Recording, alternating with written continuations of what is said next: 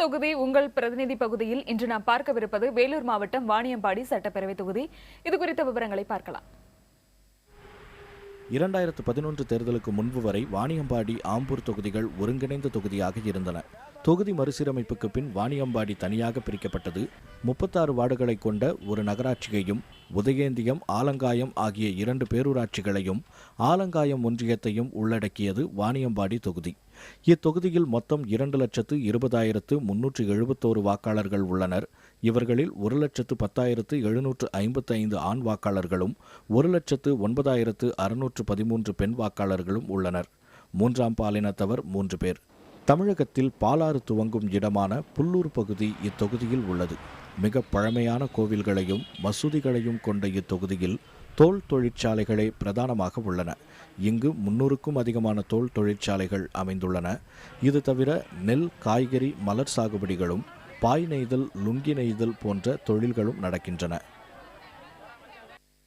வாணியம்பாடி தொகுதியில் கட்சிகளின் நிலவரம் எப்படி இருக்கிறது என்பதையும் தொகுதியின் எம்எல்ஏ பற்றியும் பார்க்கலாம். வாணியம்பாடி சட்டப்பேரவை தொகுதியை பொறுத்தவரை 1967க்கு பிறகு நடந்த தேர்தல்களில் திமுக மற்றும் திமுக கூட்டணியில் அங்கம் வகிக்கும் கட்சிகளே வெற்றி பெற்று வந்தன. இத்தொகுதியில் கூட்டணி பலத்தில் பெரும்பாலும் இந்திய யூனியன் முஸ்லீம் லீக் கட்சி வெற்றி பெற்று வந்தது. இந்நிலையில் கடந்த தேர்தலில் அதிமுக சார்பில் போட்டியிட்ட கோவி சம்பத்குமார் வெற்றி பெற்று எம்எல்ஏவானார். 55 வயதாகும் இவர் 10ஆம் வகுப்பு வரை படித்தவர். தொடக்கம் முதலே அதிமுகவில் உறுப்பினராக இருந்து வரும் கோவி சம்பத்குமார் ஆலங்காயம் ஒன்றிய செயலாளராக இருந்தார். 2011 தேர்தலில் வெற்றி பெற்று வாணியம்பாடி எம்எல்ஏவானார். மேலும் வனவிலங்கு உயிரின பாதுகாப்பு அமைப்பின் மாநில உறுப்பினராகவும் கோவி சம்பத்குமார் இருக்கிறார்.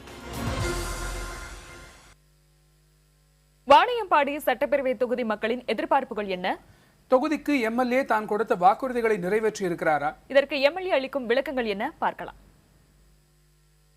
சட்டமன்ற தொகுதியிலே அத்தியாவசிய தேவைகளாக அரசாங்க கலைக்கல்லூரி வேண்டும், கவர்மெண்ட் ஆர்ட்ஸ் காலேஜ். காரணம் என்னன்னா, தனியார் கல்லூரிகள் நிறைய இருக்கிறது. இஸ்லாமியா பெண்கள், ஆண்கள் கல்லூரிகள் இருக்கிறது, ஜெயின் மகளிர் கல்லூரி இருக்கிறது, எம்ஏஎம் கல்லூரி இருக்கிறது. எல்லாமே தனியார் கல்லூரி. அரசாங்க கலைக்கல்லூரி அவசியம் வாணியம்பாடி பகுதிக்கு தேவை. ஒரே ஒரு அரசு கலைக்கல்லூரி கூட கிடையாது. இந்த மக்கள் எதிர்பார்த்தார்கள், அதுவும் ஏமாற்றமாக முடிந்துவிட்டது. அரசு தொழில்நுட்ப கல்லூரி தேவை என்று கேள்விப்பட்டோம். அந்த தொழில்நுட்ப கல்லூரியும் கிடைக்கவில்லை. அந்த புதிதாக தொடங்கப்பட்ட அனைத்து பள்ளிகளுக்கும் சுமார் 100 கோடி ரூபாய் அளவிலே புதிய பள்ளி கட்டிடங்களை பெற்றுத்தந்து இன்றைக்கு சிறப்பாக முறையிலே பணிகள் நடைபெற்றுக் கொண்டிருக்கின்றது. தொகுதி முழுவதும் அனைத்து கிராமங்களையும் இணைக்கின்ற வகையிலே புதிதாக தார் சாலைகளை அமைத்து அனைத்து கிராமங்களுக்கும் புதிய பேருந்துகளை நாங்கள் புதிதாக விட்டிருக்கின்றோம்.